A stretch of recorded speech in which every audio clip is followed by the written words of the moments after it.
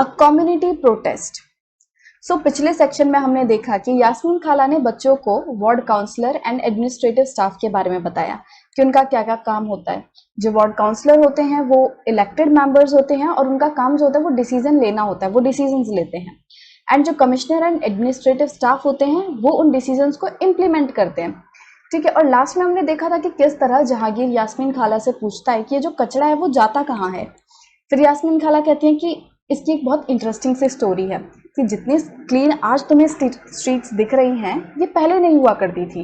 एक ऐसा टाइम था कि जब चारों तरफ सिर्फ और सिर्फ कचरा ही कचरा था और बच्चों ने बाहर खेलना भी बंद कर दिया था। पेरेंट्स ने अपने बच्चों को बाहर भेजना बंद कर दिया था और लोगों में बीमारियां फैल रही थी। अब इस सेक्शन में कम्युनिटी प्रोटेस्ट में हम देखेंगे कि ये जो प्रॉब्लम थी गार्बेज कलेक्शन की वो किस तरह सॉल्व हुई। यास्मीन खाला बताती हैं कि जो वुमेन थी लोकेलिटी की वो बहुत ही ज्यादा दुखी थी, वो अनहैप्पी थी पूरी सिचुएशन को देखकर कि बच्चे खेल नहीं पाते, चारों तरफ कचरा ही कचरा है, स्मेल आती है, बीमारियां फैल रही हैं। तो पूरी सिचुएशन से लोग बहुत ज्यादा परेशान थे। तो वो लोग यास्मीन खाला के पास आए एडवाइस लेने के लिए कि भाई क्या करना चाहिए आगे। यास्मीन खाला कहती हैं कि मैंने उनको बोला कि मैं कुछ ऑफिसर से बात कर सकती हूँ अपने डिपार्टमेंट में, बट मुझे नहीं पता कि कितना टाइम लेगा, मतलब कि कितने टाइम में वो ऑफिसर से बात कर पाएंगे, फिर उनका कोई रिप्लाई वगैरह आ पाएगा। तो ये जो पूरा प्रोसेस है बात करने का वो कितना टाइम लेगा, यास्मीन खाला को नहीं पता था।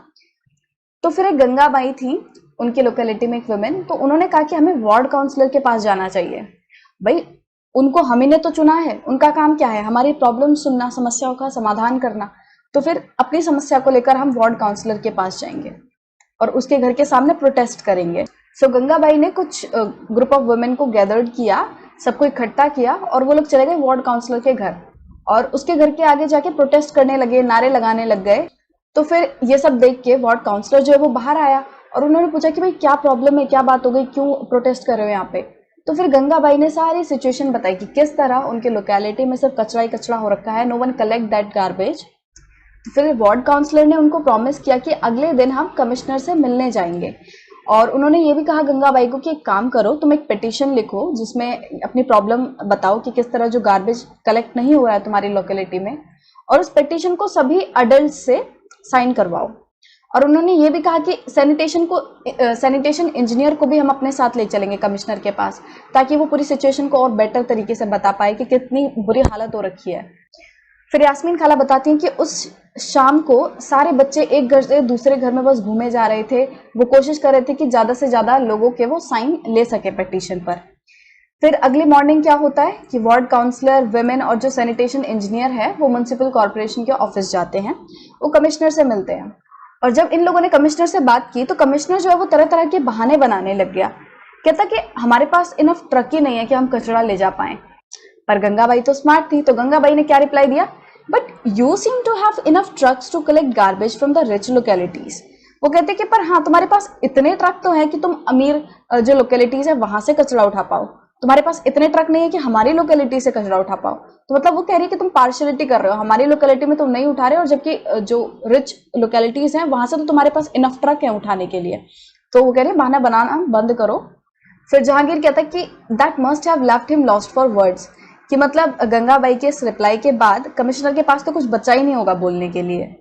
फिर यास्मीन खाला बताती कि हाँ बिल्कुल, वो एकदम उसके पास कोई वर्ड नहीं बचा था बोलने के लिए और उसने गंगाबाई को बोला कि वो इसका ध्यान रखेगा, तुरंत इस पे एक्शन लेगा। और गंगाबाई ने उसको धमकाया, एक तरीके से थ्रेटन किया कि अगर ये काम 2 दिन के अंदर अंदर नहीं हुआ ना तो इससे भी ज्यादा लोग आएंगे यहाँ पे प्रोटेस्ट करने। फिर रेहाना पूछती है कि क्या फिर 2 दिन के अंदर अंदर सिटी क्लीन हो गई, स्ट्रीट जो है वो क्लीन हो गई। फिर यास्मीन खाला बताती हैं कि देखो काम है, म्युनिसिपल कॉर्पोरेशन है, गवर्नमेंट है, इतनी जल्दी तो होने वाला है नहीं। तो 2 दिन के अंदर अंदर ऑब्वियसली नहीं हुआ। गंगाबाई को और भी लार्जर ग्रुप में लोगों को वहां पे जाना पड़ा और प्रोटेस्ट करना पड़ा। बट उस लार्जर प्रोटेस्ट के बाद जो है ये जो सैनिटेशन का काम था लोकेलिटी में वो और रेगुलर हो गया। फिर वो लोग रेगुलरली उसको करने लग गए, कचरा वगैरह उठाने लग गए। फिर माला कहते हैं कि वाओ ये पूरी स्टोरी तो एक बॉलीवुड फिल्म की तरह लग रही है, कि मतलब जिसमें सब कुछ हैप्पी एंडिंग हो गई। अब यहाँ पे एक सेक्शन दिया हुआ है, ये इसे देख लेते हैं, व्हाट हैज चेंज सिंस खाला रिटायर्ड। तो हमने देखा कि यास्मीन खाला जो है वो अभी म्युनिसिपल कॉर्पोरेशन से रिटायर हो चुकी हैं। अब उनके रिटायरमेंट के बाद बहुत सारी चीजें जो है वो चेंज हो चुकी हैं एंड उस चेंज के बारे में खाला ने तो बच्चों को नहीं बताया, बट आपको यहाँ पे बताया गया है कि क्या चेंज आया है। What Yasmin Khala did not mention to the children was that in recent times, in order to save money, the commissioners of several municipalities across the country had hired private contractors to collect the and process garbage. अब इसमें क्या बताया गया है कि ये जो काम है ये लगभग पूरे देश में होता है कि म्युनिसिपल कॉरपोरेशन के जो कमिश्नर्स होते हैं वो क्या करते हैं कि पैसे को बचाने के लिए ये जो गार्बेज कलेक्शन का पूरा कॉन्ट्रैक्ट है ये प्राइवेट कॉन्ट्रैक्टर्स को दे देते हैं। वो कहते हैं वो प्राइवेट कंपनीज को कॉन्ट्रैक्ट दे देते हैं ये कचरा उठाने वाला काम।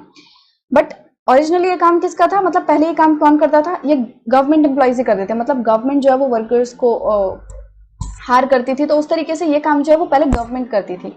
बट अब क्या किया, अब कमिश्नर जो है ये काम प्राइवेट कॉन्ट्रैक्टर्स को दे देते हैं और इसको क्या कहा जाता है, सब contracting. This means that the work that was earlier being done by government workers is now being done by private company. कि जिस काम को पहले गवर्नमेंट वर्कर्स के द्वारा किया जाता था अब वही काम कौन कर रहा है, प्राइवेट कंपनी। अब प्राइवेट कंपनी जिन वर्कर्स को हायर करती है उनको बहुत ही कम पे करती है। तो देखो कितनी पार्शियलिटी हो रही है अब उनके साथ। अब प्राइवेट कंपनी अपना पूरा कॉन्ट्रैक्ट का पैसा तो गवर्नमेंट से ले लेती है बट अपने वर्कर्स को वो बहुत कम देती है और उन वर्कर्स की जॉब जो है वो भी टेम्पररी है। और ये जो गार्बेज कलेक्शन का काम है ना ये इतना आसान काम नहीं है, it is a very dangerous job. मतलब तुम्हें बीमारियां हो सकती हैं, किसी भी तरह के कीड़े मकोड़े जानवर कुछ भी तो हो सकता है ना अगर साफ करे कचरा वगैरह साफ करना है। और क्या होता है कि जो प्राइवेट कंपनीज हैं ये अपने वर्कर्स को पूरी सेफ्टी भी प्रोवाइड नहीं करते, जैसे ग्लव्स वगैरह हो गया या फिर और कुछ की मान लो कोई इंजरी वगैरह उन्हें हो जाती है, किसी की डेथ हो जाती है तो भी प्राइवेट कंपनी को कोई फर्क नहीं पड़ता, वो कोई मतलब नहीं रखती। तो इसलिए जो प्राइवेट कंपनी के वर्कर्स हैं उन्हें बहुत ही ज़्यादा सफ़र करना पड़ता है। और जबकि अगर यही काम गवर्नमेंट वर्कर्स करते तो उनको सेफ्टी मेजर्स भी प्रोवाइड करते, उनको उनकी जॉब जो है वो टेम्परेरी भी नहीं होती। बट जब ये काम प्राइवेट कंपनी को दे दिया गया है तो जो वर्कर्स हैं उन्हें बहुत ज़्यादा सफ़र करना पड़ता है। प्राइवेट कंपनी तो पूरा पैसा ले लेती है गवर्नमेंट से बट वो आगे वर्कर्स को पूरा नहीं देती है। Now let's get back to our story. The children enjoyed hearing Gangabai story immensely. तो बच्चों को गंगाबाई की स्टोरी सुनने में बहुत मजा आया। तो पहले उन्होंने ये चीज नोटिस की थी कि किस तरह लोकेलिटी में जितने लोग हैं वो गंगाबाई की बहुत ही ज्यादा रिस्पेक्ट करते हैं, प्यार से बात करते हैं। और अब जाके उन्हें समझ आया कि ऐसा क्यों होता है, क्योंकि गंगाबाई ने एक तरह से जो प्रोटेस्ट है उसको लीड किया था और गंगाबाई की वजह से ही उनकी सिटी की प्रॉब्लम जो है वो सॉल्व हो पाई। फिर पूरी स्टोरी सुन के बच्चे उठते हैं, खड़े होते हैं और फिर खाला को थैंक्स कहते हैं और चलने लगते हैं। बट तभी रेहाना को फिर से एक क्वेश्चन आता है, oh I have one last question खाला, the two dustbins that we have at home now are they also गंगाबाईज आइडिया। कि रेहाना के घर में क्या होता है, उनके लोकेलिटी में 2 डस्टबिन होते हैं। तो वही रेहाना पूछ रही है कि क्या ये जो 2 डस्टबिन वाला सिस्टम है क्या ये भी गंगाबाई ने बोला था, क्या यही उनका ही आइडिया था। तो खाला हंसते हुए कहते हैं कि नो, ये जो आइडिया था वो खाला का वो गंगाबाई का नहीं था, ये जो आइडिया है ये म्युनिसिपल कॉर्पोरेशन ने ही सजेस्ट किया था और इसकी वजह से हम अपने स्ट्रीट्स को और क्लीन करने में हेल्प करते हैं। क्या होता है कि जब हम अपने ही गार्बेज को सॉर्ट कर देते हैं, हम ही सॉर्ट कर देते हैं, तो इससे म्युनिसिपल कॉर्पोरेशन का काम जो है वो और भी ज्यादा कम हो जाता है। जैसे आपने सुना होगा ना कि गीला कचरा सूखा कचरा इनको अलग अलग रखना चाहिए, तो वही चीज़ है कि ये जो सॉर्टिंग का काम है ये अगर हम ही कर दें तो उनके लिए काम बहुत ज़्यादा आसान हो जाता है। अब बच्चे जो है वो खाला को धन्यवाद कहते हैं, उनका थैंक करते हैं और उसके बाद वो घर चलने लगते हैं। अब जब वो स्ट्रीट से जा रहे होते हैं तो वो ये देखते हैं कि थोड़ा आज अंधेरा अंधेरा सा लग रहा है। फिर वो ऊपर देखते हैं तो वो नोटिस करते हैं कि जो स्ट्रीट लाइट है वो तो टूटी हुई है। फिर वो एक दूसरे की तरफ देखते हैं, स्माइल करते हैं और फिर से वापस से खाला के घर पहुंच जाते हैं, जाने लगते हैं। तो हो सकता है उनको अब नया क्वेश्चन आया हो कि उन्होंने ये तो बात पूरी क्लियर नहीं हुई कि पैसे देने किसको हैं या कुछ भी है, बच्चे थे उनके मन में तो क्वेश्चन आते ही रहते हैं। तो वो फिर से खाला के घर जाने लगे। तो आपकी स्टोरी यहाँ पे खत्म होती है। सो यहाँ पे सूरत की स्टोरी दी हुई है कि सूरत में क्या हुआ था, 1994 में एक प्लेग आया था। प्लेग क्या होता है कि एक इन्फेक्शियस डिजीज होती है जो कि बहुत तेजी से फैलती है और वो लोगों की जान भी ले लेती है। तो क्या था, उस टाइम तक सूरत जो है वो इंडिया की सबसे गंदी सिटीज में से एक था। तो सूरत में जितने भी हाउसेज, होटल्स, रेस्टोरेंट ये सब होते थे, ये क्या करते थे, अपना अपना गार्बेज है अपने नियरेस्ट ड्रेन में, जो भी नाली वगैरह होती है वहां पे या फिर स्ट्रीट पे डंप कर देते थे, डाल देते जाके। और इसकी वजह से क्या होता था कि जो स्वीपर्स वगैरह होते थे उनको बहुत ही प्रॉब्लम होती थी पूरे गार्बेज को कलेक्ट करने में और उनको सही जगह पे ट्रांसफर करने में, उनको बड़ी दिक्कत आती थी। और इसके अलावा म्युनिसिपल कॉर्पोरेशन जो थी वो उतने रेगुलरली कचरा कलेक्ट भी नहीं करती थी जितना रेगुलरली उसको करना चाहिए था, और इस वजह से सिचुएशन जो है वो और भी ज़्यादा खराब हो गई। प्लेग बहुत ही तेजी से स्प्रेड होने लग गया, वो हवा के थ्रू लोगों में फैल रहा था, एंड जिन लोगों को ये डिजीज हो रही थी उनको आइसोलेट होना पड़ा। तो you can connect the situation of Surat with this current situation of corona, कि यहाँ पे भी लोगों को मास्क वगैरह लगाना पड़ रहा है, क्यों? क्योंकि हवा के थ्रू भी लोगों को फैल सकता है, और जिन लोगों को हो रहा है उन्हें आइसोलेट रहना पड़ रहा है। तो कितनी ज्यादा दिक्कत हो रही है। तो कुछ ऐसे ही दिक्कत सूरत के लोगों को सहनी पड़ी थी 1994 के टाइम। तो जितने भी लोगों को प्लेग हुआ था उनको आइसोलेट रहना पड़ा था, और बहुत से लोगों की जानें भी चली गई, और 3 लाख से ज्यादा लोगों ने सिटी को खाली कर दिया, सिटी को वो लोग छोड़कर चले गए। और इस प्लेग के डर की वजह से म्युनिसिपल कॉर्पोरेशन जो है उसने कंप्लीटली क्लीन कर दिया सिटी को। मतलब कि जब तक कुछ बुरा होगा नहीं तब तक लोग सुधरेंगे नहीं। ऐसा नहीं कि पहले ही इस चीज को सोच लेते कि अगर कचरा डंप हो रहा है तो बीमारियां फैल सकती हैं, तो उससे पहले ही बीमारी फैलती नहीं, पहले कचरा वगैरह साफ कर देते।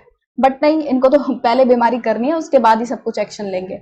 बट चलो, एटलीस्ट क्लीन तो हुआ। एंड उसके बाद Surat continues to remain one of the cleanest cities in India. और उसके बाद इन लोगों ने सबक लिया, और सूरत जो है उसके बाद से one of the cleanest cities में से अब बना हुआ है। So with this story of Surat, we come to the end of our chapter number 7 of Class 6 Civics. I hope you like this video. You got to learn a lot of things about urban administration, about ward councillors, how they get elected, what are commissioners and administrative staff, what are their work, how the problems of a locality are put forward, and difference between municipal corporation and municipal council. So things like that. So if you like this video, please give it a thumbs up, and if you're new to the channel, then please subscribe it, and don't forget to press the bell icon so that you never miss an update, and please share it with your friends. So we will meet in the next video. Till then, keep working hard, take care of yourself and your family, keep studying. So bye bye and take care.